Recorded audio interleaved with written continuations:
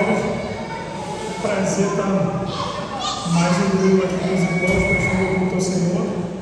E feliz também por hoje poder dividir um pouco da palavra de Deus com vocês. Mas vamos orar e depois a gente começa a estudar. Senhor Deus Santo e Poderoso, obrigado, Pai, por este dia, Senhor, um dia separado para a tua adoração, Pai. Dia que podemos nos desligar, Senhor, dos problemas, dos afazeres cotidianos, Senhor, voltar os nossos olhos a Ti, Senhor. Recalibrarmos, Senhor, a nossa alma, Senhor, olharmos para o monte, Senhor, de onde vem o nosso socorro, Senhor, para enchermos de esperança, Senhor, de com certeza da plena convicção, como diz a tua palavra, Senhor, de que somos teus filhos, somos protegidos, somos amados, Senhor. Me ajuda, Senhor, a trazer, Senhor, essa mensagem de que o Senhor nos ama, Senhor, limitadamente. O Senhor não é colágeno, Pai, como homem.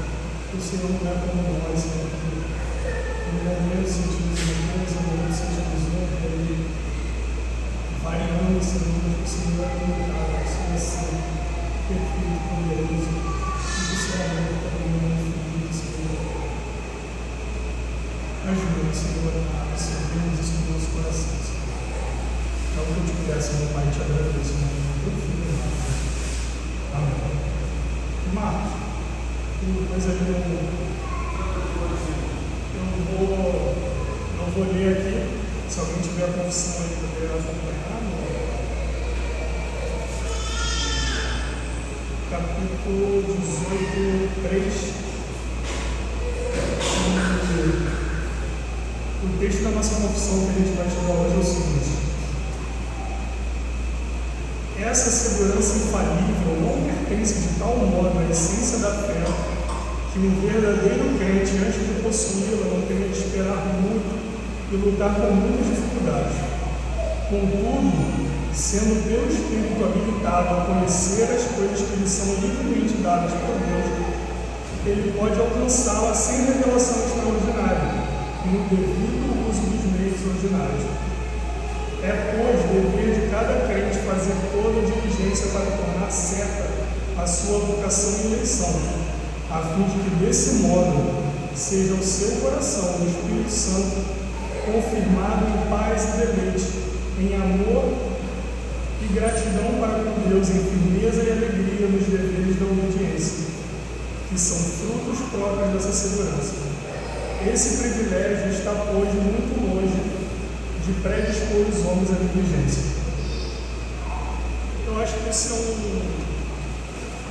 mais uma obra-prima aí dos teólogos da Assembleia, um texto conciso, que contém muita informação, é uma coisa realmente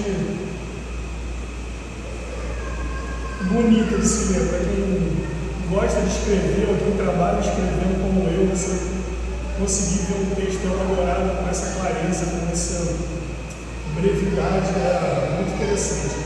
E esse texto também é interessante porque acredito, entendo eu, que ele vai testar as nossas verdadeiras convicções. Esse é um texto que vai mostrar se nós realmente entendemos as coisas que nós estudamos antes. Esse vai ser um texto, uma doutrina que vai colocar o nosso coração à prova se as coisas que a gente lê e diz que acredita, a gente realmente acredita e põe elas em prática. Essa é uma coisa que vai testar se certos conhecimentos que nós temos da palavra de Deus, dos documentos, se eles pararem no nosso cérebro ou se eles desceram para o nosso coração e a gente realmente vive por eles. E também é um assunto que me interessa bastante porque eu já lutei muito com isso. Então, boa parte do que eu vou falar aqui para os irmãos eu vou falar e já falei primeiramente a mim, já passei por muito disso com você como é.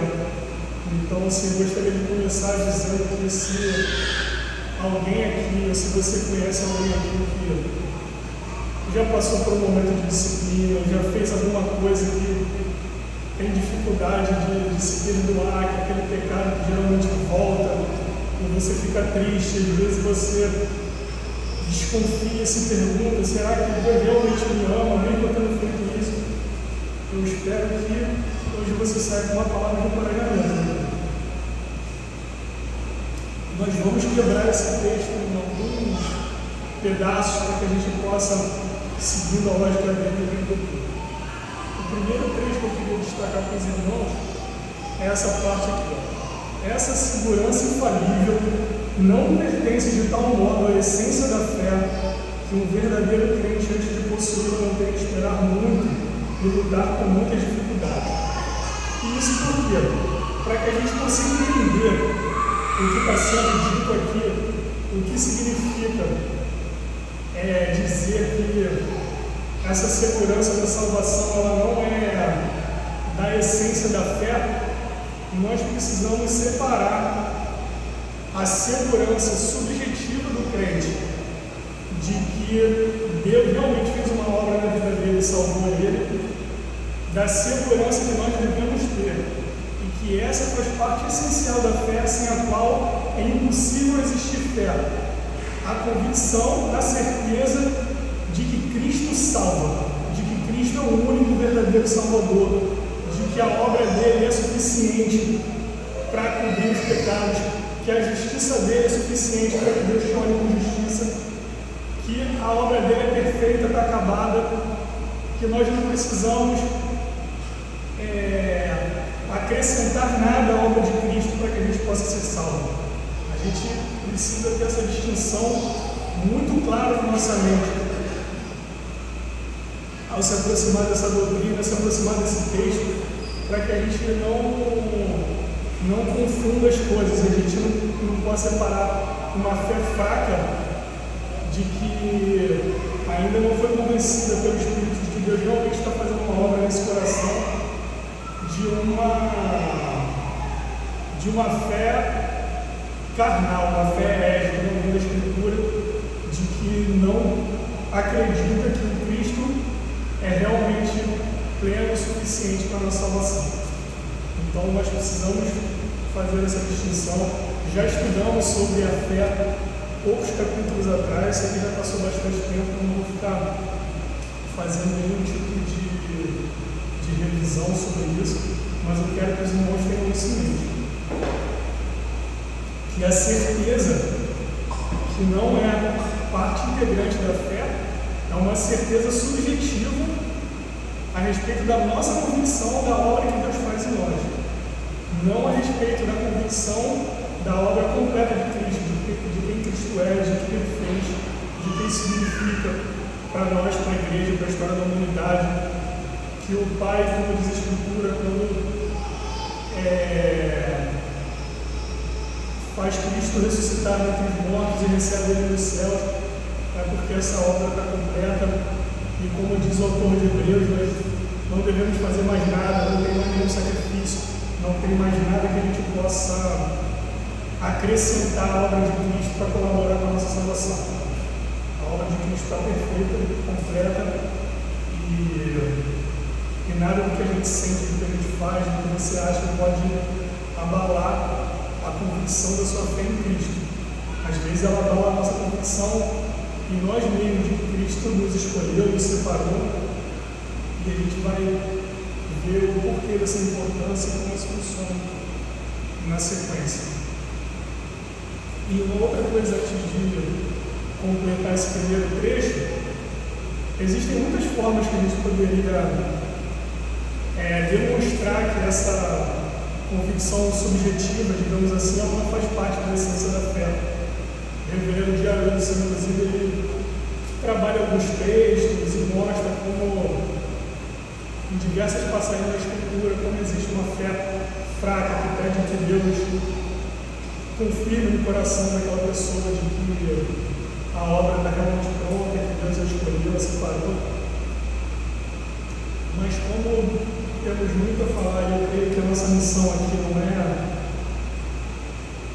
tentar comprovar que a confissão está certa nesse ponto, mas sim explicar a teologia que está na confissão, o que está por trás disso, como nós devemos aplicar isso na nossa vida, eu vou me limitar a fazer apenas uma afirmação. Se a certeza da salvação, ela parte, como nós vamos ver aqui na frente, do ato ordinário de conhecer as Escrituras e de reconhecer os frutos que a Escritura diz que os crentes têm, que nós também temos, e por isso nós podemos ter a confiança de que Deus está fazendo uma obra na nossa vida. Primeiro tem que vir a fé e depois tem que vir os frutos, para que você analise esses frutos e reconheça que você verdadeiramente tem essa convicção que vem da análise dos frutos não pode ser a essência da fé, porque a fé, logicamente, ela vai vir antes dos frutos. Então, sempre a gente precisa respeitar essa ordem. Primeiro a fé vai vir e ela vai ser uma fé no Cristo verdadeiro, como nós vimos, uma fé que põe toda a confiança, qualquer esperança de salvação na pessoa de Cristo, e ela vai ser uma fé completa em sua essência, e aos poucos esses frutos vão sendo demonstrados, e conforme esses frutos vão brotando, nós vamos ter cada vez mais certeza na convicção de que aquele que começou uma boa obra na nossa vida há de terminar.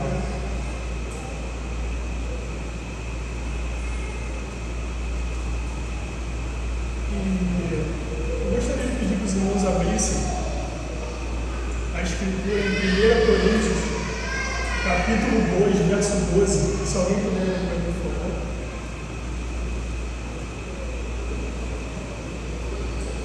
2:12, isso, 1 Coríntios.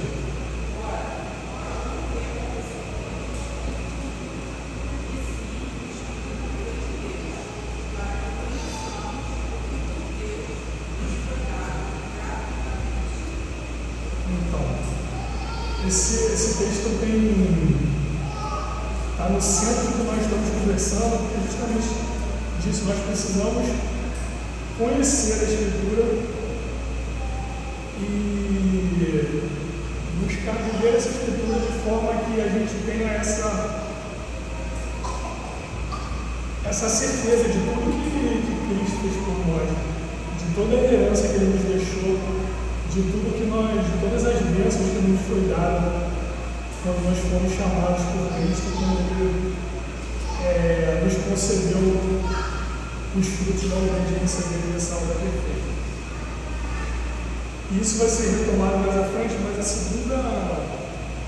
segundo trecho que eu gostaria de ler para os irmãos é que, contudo, sendo pelo Espírito habilitado a conhecer as coisas que lhe são intimamente dadas por Deus, como nós vemos, ele pode alcançá-la sem revelação extraordinária, no devido uso dos meios ordinários. E o que a confissão está querendo nos dizer com meios ordinários, e que nós não precisamos de uma revelação extraordinária para sabermos que nós somos salvos? É porque isso é o que vai nos direcionar justamente como nós falamos brevemente antes, de olhar para dentro de nós e reconhecermos os frutos dessa fé. Mas como nós vamos fazer isso? Primeiro nós precisamos conhecer a Escritura, porque é a Escritura que vai nos dizer, primeiro, em quem nós devemos crer, quem é o Deus em que nós cremos, quais são as suas características, tudo que Ele fez por nós. É essa palavra que vai nos dizer o que Ele requer de nós, como o nosso breve catecismo, que eu creio que todo mundo aqui está bem versado, principalmente os pais. Lá no início do catecismo, quando ele está falando da Escritura, a pergunta diz quais são as coisas principais que a Escritura nos ensina. E o catecismo diz que as coisas principais que a Escritura nos ensina é quem é Deus e o que Ele requer de nós. Então, esse conhecimento dessas coisas principais que a Escritura nos ensina está aqui revelado a nós e disposta de forma ordinária para o nosso conhecimento, para que essa certeza da nossa salvação, da obra de Cristo venha Nós precisamos conhecer a Deus, saber quem Deus é e saber o que Ele requer de nós. E nós precisamos olhar para dentro de nós e percebermos como nós vivíamos distantes do que Deus requer de nós, como nós não fazemos a mínima ideia de quem era Deus, de tudo que Ele fez por nós, e que em algum momento das nossas vidas, cada um com a sua história, nós fomos atingidos por essa verdade, nós fomos constrangidos por essa verdade. Nós primeiro sentimos receio, medo do nosso pecado, medo das consequências, tristeza pelas consequências que Ele já veio deixar em nossas vidas, e aí depois nós temos aquela visão de que nada está perdido, de que Cristo morreu por nós para satisfazer a justiça de Deus, de que existe um meio de que Deus não nos trate mais em pura justiça, mas em amor, que Deus, como diz a Escritura, fez um caminho, viu e vivo um caminho para que nós pudéssemos voltar a comunhão com Ele, e aí que a gente se derrama aos pés de Cristo. E como nós vamos ver a importância disso mais para frente, o nosso coração se enche de alegria, de gratidão por essa obra. Então é só através do conhecimento da Escritura, conhecimento de Deus e da prática dos ensinamentos da Escritura que a gente possa viver a vida como a Escritura nos direciona. Isso é a única coisa que vai nos conduzir com o tempo a essa certeza de salvação, esse caminho, esse caminhar com a palavra, caminhar com Deus, diligenciar, como nós vamos ver aqui no próximo tópico, em conhecer a Deus, conhecer as Escrituras, aplicar essas verdades em nossas vidas. Esse é o meio ordinário, no qual nós vamos em algum momento olhar, e como a Escritura também diz que o Espírito vai testificar com o nosso Espírito que nós somos filhos, e a gente vai poder, como diz o apóstolo Paulo lá em Coríntios também, se encher desse Espírito que clama Abba Pai, que a gente vai olhar para Deus e não vai mais ver um juiz severo, irado, pronto a nos julgar pelos nossos maus feitos, mas nós vamos olhar para o nosso Pai. E essa figura de Pai é muito interessante, que a gente vai ver mais aqui para frente o papel que certas coisas têm na nossa caminhada cristã, nessa nossa convicção, como é a disciplina. E muitos aqui de nós têm filhos pequenos, e quem tem filhos pequenos como eu, principalmente nessa fase dos 2 anos aí, que é um pouco difícil. E é interessante que a gente vê essa figura paterna como tem uma característica, assim, pelo menos nesse assunto, fala muito no meu coração, que é o seguinte: geralmente você vê seus filhos estão lá brincando, eles brigam com alguém, alguma criança bate nela, às vezes ela fica com raiva, tenta devolver, tem uma briga, dependendo da personalidade de cada um, se retrai, foge, mas geralmente quando nós sofremos algum tipo de repreensão, de disciplina, ou então você vai lá, está vendo a criança fazer alguma coisa, né, seu filho, você fala, poxa, não faz isso, tem que sai, não te dá, e você não pode fazer nada, mas quando o pai pega seu filho e disciplina, não importa a dor que aquele pai infligiu no filho naquele momento de disciplina, a primeira reação do filho quando você pega ele é ele te abraçar e buscar consolo naquela mesma pessoa que acabou, de certa forma, de lhe causar uma dor. Isso é uma coisa única. E isso é muito importante. Eu pretendo desenvolver isso um pouco mais à frente, mas guarda essa característica, porque isso vai ser uma forma de nos mostrar que mesmo em meio a certas dificuldades, ou até quando a gente está em pecado, quando Deus nos disciplina, a gente olha para a Escritura fala que Deus só disciplina quem ama, e que não tem filho, que não sofra algum tipo de disciplina, que se você está sem disciplina, você pode estar correndo o risco de ser um bastardo. E você, no meio de toda aquela dor, você vai ouvir vozes na tua cabeça, falando, por que você está passando por isso? Porque olha quantas pessoas fazem isso e não sofrem nada. Porque essa culpa, olha, todo mundo faz isso, ninguém sente essa culpa. Vai lá, e você vai falar, não posso, não consigo. Para onde eu vou, só Cristo tem as palavras de vida eterna. Quando você chegar nesse ponto, meu irmão, não importa se você acabou de pecar, tenha certeza, Deus te ama. Deus fez uma obra na sua vida. Das mãos dele, ninguém vai tirar você dele. Então a gente vê que, para que a gente chegue a essa convicção pelos meios ordinários, nós devemos ter, pois, dever de todo fiel, fazer toda a diligência para tomar certa sua vocação e eleição, a fim de que por esse modo seja o seu espírito, seja o seu coração e o Espírito Santo confirmado. Eu queria pedir que alguém abrisse Hebreus, não abrir Hebreus 6 aqui, abra alguém, por favor, 2 Pedro, capítulo 1, versículo 10, por favor. Eu vou ler primeiro aqui o texto. Hebreus 6, 11. Desejamos, porém, continue cada um de vós mostrando até o fim a mesma diligência, para a plena certeza da esperança, para que não nos torneis indolentes, mas imitadores daqueles que pela fé e pela longanimidade herdam as promessas. Então, isso é importante porque nós, como já falamos, precisamos conhecer essas promessas. Nós precisamos conhecer quem Deus é, o que Ele fez por nós, para que o nosso coração esteja sempre cheio e renovado dessa esperança, que a gente possa ser convencido por ela. Alguém pode ler 2 Pedro 1, 10, por favor? Por isso, irmãos, procurai com diligência cada vez maior confirmar a vossa vocação e eleição, porquanto, procedendo assim, não tropeçareis em tempo algum. Então, irmão, a próxima, como nós já desenvolvemos essa questão, digamos, esse caminho ordinário é isso. Quem quiser se aprofundar mais nesse tópico pode ler a primeira epístola do apóstolo João, lá que ele vai desenvolvendo todo esse tema com muita paciência.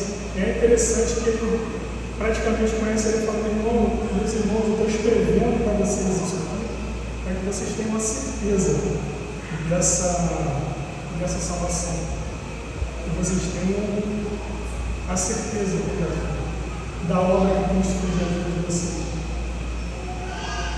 E talvez esse seja o momento mais importante do que eu queria falar com os irmãos hoje, que é o seguinte: é claro que nós temos que conhecer a palavra, ver esses frutos, reconhecer esses frutos na nossa vida.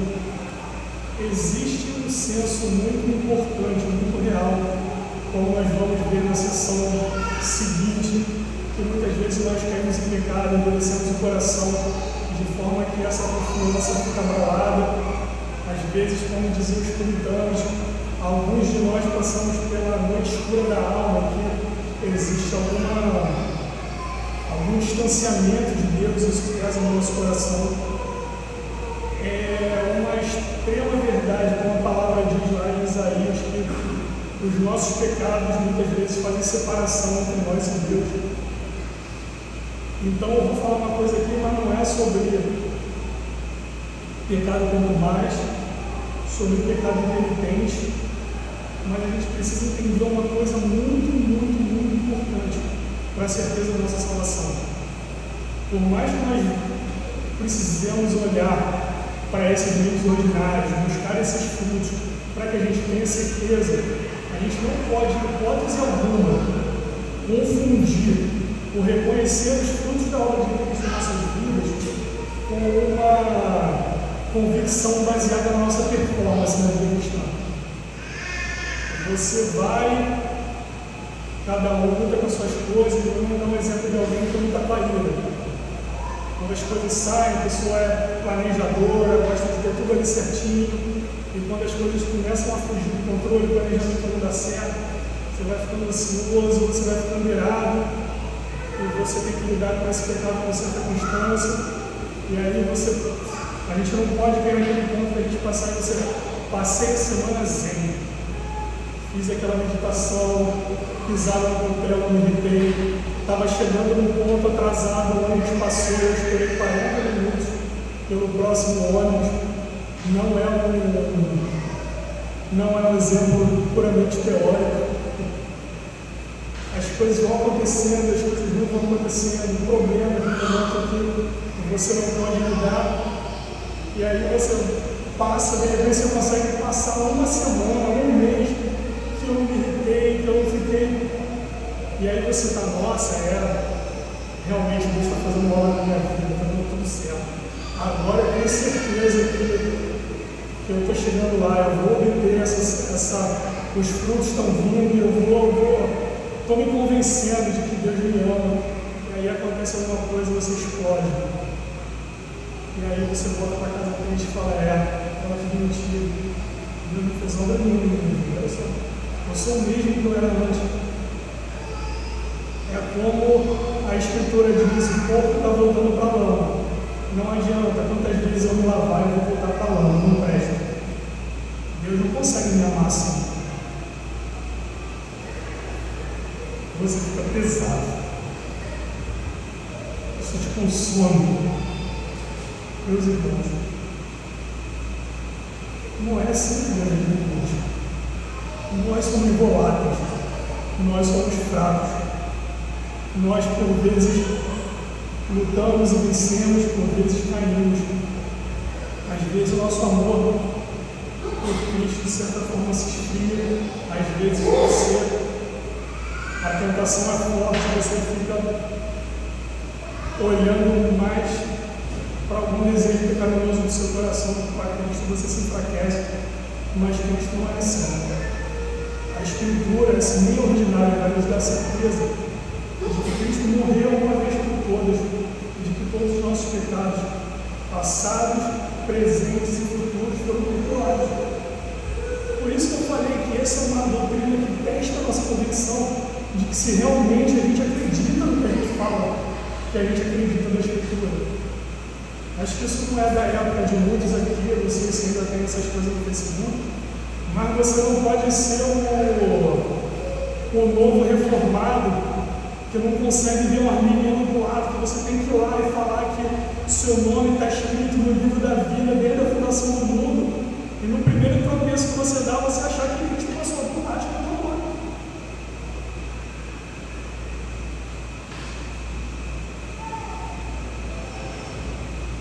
Você não pode acreditar, dizer que você acredita verdadeiramente que Deus elege os seus e a sua eleição é estou eleito, não estou eleito, estou eleito, não estou eleito. E resistir à tentação, sou eleito. Fraquejei e agora não sou mais eleito. Olha para Cristo, irmão. Olha para Cristo. Se você olha para a Escritura e você reconhece que Deus está fazendo uma obra na sua vida, confie que aquele que começou a boa obra ele vai terminar. É difícil. Às vezes a gente faz certos compromissos, digamos que temerários, sem saber exatamente no que a gente está se metendo. O pastor Colocha aqui falou muito no coração sobre essas coisas.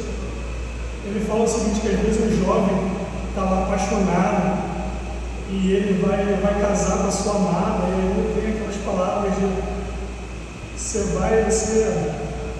você vai cumprir a sua escritura com a sua esposa, você vai ser paciente, você não vai cerar, você vai cumprir com todos os deveres. E a gente meio que naquela empolgação você diz que sim, e aí quando começa a vida as coisas são um pouco mais difíceis às vezes do que você achou que era, mas com Cristo não é assim. O pecado que você vai cometer amanhã, na semana que vem, ele não vai chegar ao conhecimento dele agora, quando ele estava na cruz, ele sabia o que você ia fazer. Se Ele morreu por você, todos os seus pecados estão perdoados. E isso é muito importante, porque como a gente vai ver no final, vou me antecipar um pouco agora pela deixa, tem gente que acha que a certeza da salvação vai levar à indolência, mas nada podia ser mais falso ou mais distante da realidade por isso. Porque, como é o nosso próximo ponto aqui, o que vai induzir a verdadeira obediência, ou o que vai te manter fiel a Cristo e firme nos momentos difíceis,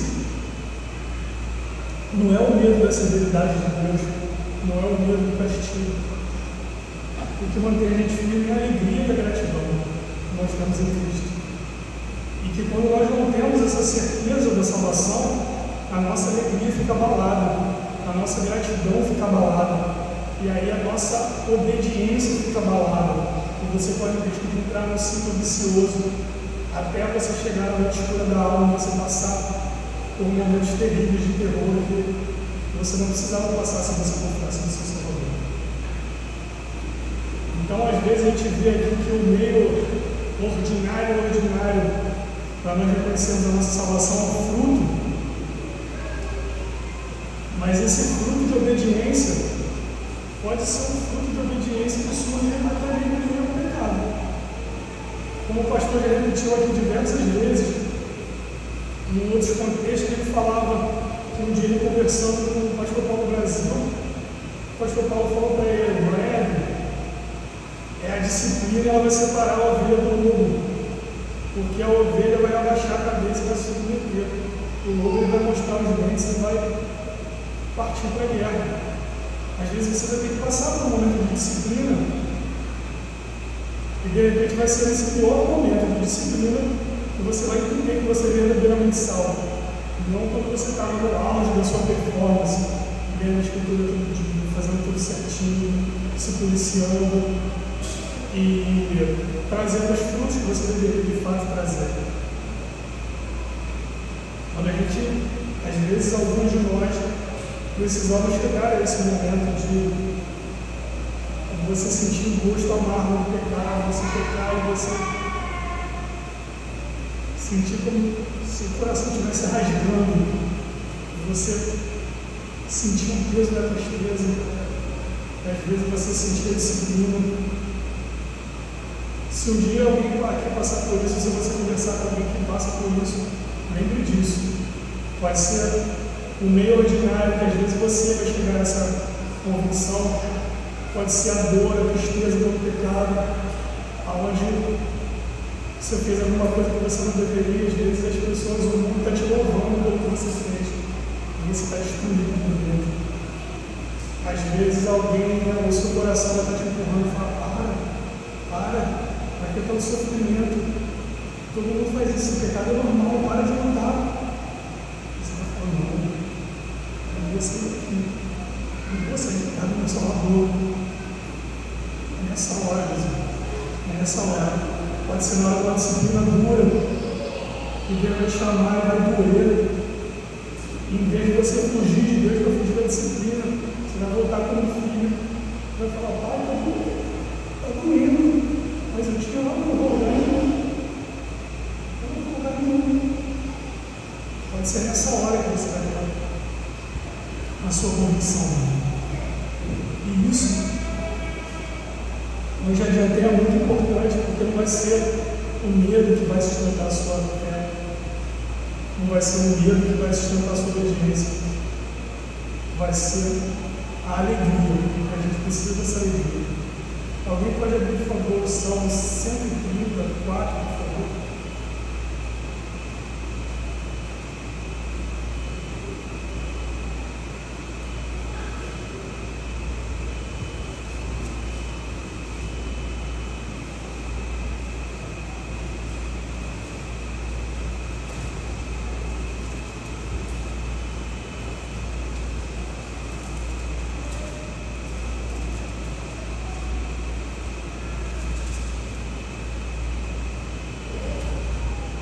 130, verso 4. Salmo. Contigo, porém, está o perdão para que fizemos. Isso é muito importante. E como nós dissemos no início, é o momento que a nossa confissão vai ser testada. Eu acredito que ninguém vai levantar a mão aqui se eu perguntar se você acredita que a salvação é por obras. Mas, se a sua relação com Deus é baseada na sua performance, de alguma forma você acredita na salvação por obras. Porque não é assim que Deus lida com a gente. Como diz ali o Salmo, contigo está o perdão para que te demos. Se a gente tiver que observar cada detalhe, se a gente fosse tentar obter a nossa salvação pela observância perfeita da lei, a gente ia fugir de Deus, porque a única coisa que você ia ver é um juiz. A única coisa que você ia ver é o carrasco, que vai trazer todas as consequências do seu pecado. Mas por isso que a Escritura diz: Deus nos dá o perdão para que nós temamos Ele, para que mesmo no momento de dificuldade a gente busque ajuda em Deus. Tem uma coisa que tem alguns hinos, né, muito conhecidos, inclusive a gente canta aqui na igreja de Deus, que diz: eu venho como estou, e a loucura do que acontece no que se chama igreja hoje chegou a um ponto, e você vê que tem algumas pessoas que não gostam disso. Ah, não, venha como estou, peraí, não é bem assim. A religião cristã é uma religião de licenciosidade, você precisa ter santidade, sem santidade nenhuma virar Deus, sim, mas sem perdão nenhuma ter santidade. O venho como estou não é o permaneço como estou. Mas você vem. Até porque não existe. Eu já vi pessoas passando por dificuldade falando isso. Você vai, você tenta exortar, fala assim, não com essas palavras, claro, mas não, irmão, é porque agora eu estou muito ruim, meu pecado está feito. Eu vou tentar resolver um pouquinho do meu pecado aqui na carne, quando eu tiver um pouquinho mais apresentado, quando eu tiver um pouquinho melhor, quando eu estiver pecando um pouquinho menos, aí eu vou a Cristo, aí eu continuo como eu comecei. Não pode ser assim. O Salmo 119, 32, ele diz: percorrerei o caminho dos teus mandamentos quando me alegrares o coração.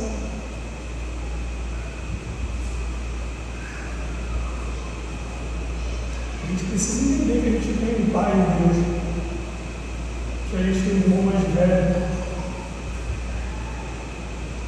que já morreu pelos nossos pecados.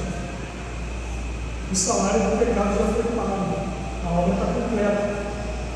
Se você crê em Deus, se você pecou, não tem que dar um jeitinho antes de buscar o seu pai, o seu irmão, não vai a Cristo. É Ele que vai te ajudar. E quando você se sentir verdadeiramente perdoado, quando você sentir aquela convicção de que não importa o que você faça, Cristo vai te receber de braços abertos e vai te amar. É essa alegria, é essa gratidão que vai te tirar da lama do pecado. Não é a sua vontade, o seu desejo, não é o seu jeitinho. É Cristo, é só Ele, tudo é Ele, tudo é Ele. Queria que os irmãos abrissem 2 Coríntios, capítulo 7, por favor.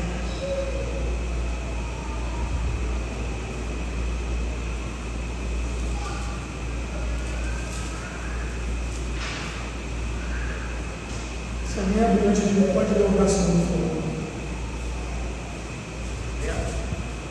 7:1. Tendo, pois, ó amado, tais promessas, purifiquemo-nos de toda impureza, tanto da carne como do espírito, aperfeiçoando a nossa santidade no temor de Deus. Não invirta essa ordem, irmãos. Primeiro, conheçam, amem, se agarrem às promessas de Deus, para que aí você possa se purificar do seu pecado. com alegria e com gratidão, não com peso, com medo de uma punição. E tem uma frase do puritano Thomas Brooks, que foi citada pelo chefe do Dixon, no comentário dele, que ele diz o seguinte: estar em um estado de graça resultará ao homem o céu futuramente. No entanto, a visão de si mesmo nesse estado lhe resultará tanto o céu aqui como futuramente.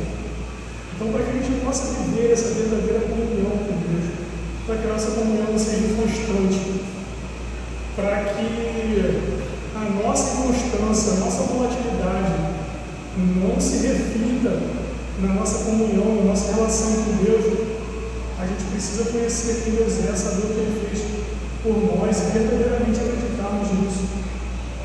E buscarmos essa confiança, essa certeza de todo o coração. E aí, para a gente encerrar o final ali do nosso texto, ele diz que esse privilégio está, pois, muito longe de predispor os homens à negligência. Porque se nós realmente estivermos gratos a Deus, felizes, alegres,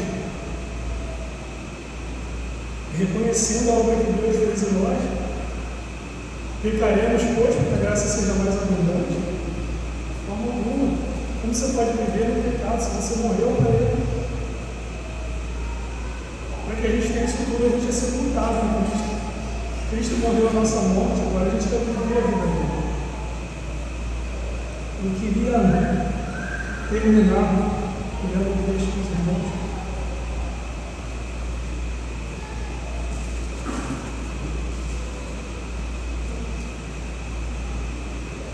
Texto de Romanos 8, de 1 a 16. Agora, pois, já nenhuma condenação há para os que estão em Cristo Jesus, porque a lei do Espírito da vida em Cristo Jesus te livrou da lei do pecado e da morte. Porquanto que fora impossível a lei, no que estava enfermo pela carne, fez Deus enviando seu próprio Filho, em semelhança de carne pecaminosa. Então, meus irmãos, o que a gente falou aqui, não vou até direto, mas fazer aqui um comentário. Quando você tenta primeiro obedecer para depois ir a Cristo, quando a gente inverte as coisas, a gente está tentando fazer o que a Escritura diz que é impossível a lei fazer, porque ela está enfiando pela nossa carne. É disso que ele está falando aqui. Não busque se justificar pela lei para você chegar a Cristo depois. Você não precisa estar um pouquinho melhorzinho.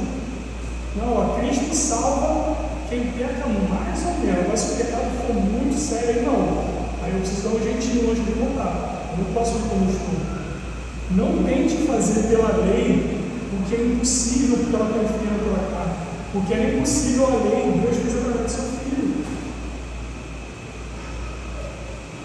Semelhante à carne pecaminosa no tocante ao pecado, com efeito, condenou Deus na carne o pecado, a fim de que o preceito da lei se cumprisse em nós, que não andamos segundo a carne, mas segundo o Espírito. Percebe a ordem da coisa? Porque os que se inclinam para a carne cogitam das coisas da carne, mas os que se inclinam para o Espírito, das coisas do Espírito.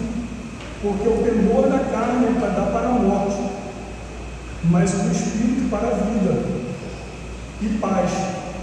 Por isso, o temor da carne é inimizade contra Deus, pois não está sujeito à lei de Deus, nem mesmo pode estar. Portanto, os que estão na carne não podem agradar a Deus. O seu jeitinho antes de ir a Cristo da carne não vai agradar a Deus. O que agrada a Deus é submissão na certeza de que Cristo pode salvar, só Ele pode salvar. Vós, porém, não está na carne, mas no Espírito, se de fato o Espírito de Deus habita em vós. E se alguém não tem o Espírito de Cristo, esse tal não é dele. Se, porém, Cristo está em vós, o corpo, na verdade, está morto por causa do pecado, mas o Espírito é vida por causa da justiça.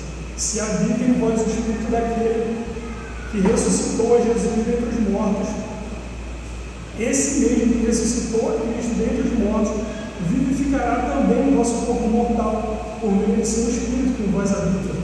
Assim, pois, irmãos, somos devedores, não à carne, como se constrangidos a viver segundo a carne, porque o viver segundo a carne caminha para a morte. Mas se pelo Espírito mortificardes os feitos do corpo, certamente vivereis. Pois todos os que são guiados pelo Espírito de Deus são filhos de Deus. Porque não recebeste o espírito da escravidão, para viveres outra vez atemorizados, mas recebeste o espírito de adoção, baseado no qual chamamos Abba Pai. E esse espírito nós precisamos, irmãos, da convicção de quem é nosso Pai, de que Ele fez por nós, de que essa obra está acabada, para que a gente possa acreditar e convencermos o nosso coração de que somos verdadeiramente salvos e de que se a nossa obra começou, ela vai terminar. Alguém tem alguma pergunta? Gostaria de fazer algum comentário? Não? Você olha, Alexandre, por favor.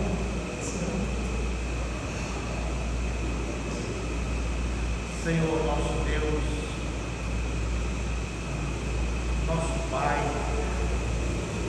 obrigado, Deus, pelas verdades que foram ditas, ó Pai, na tua casa.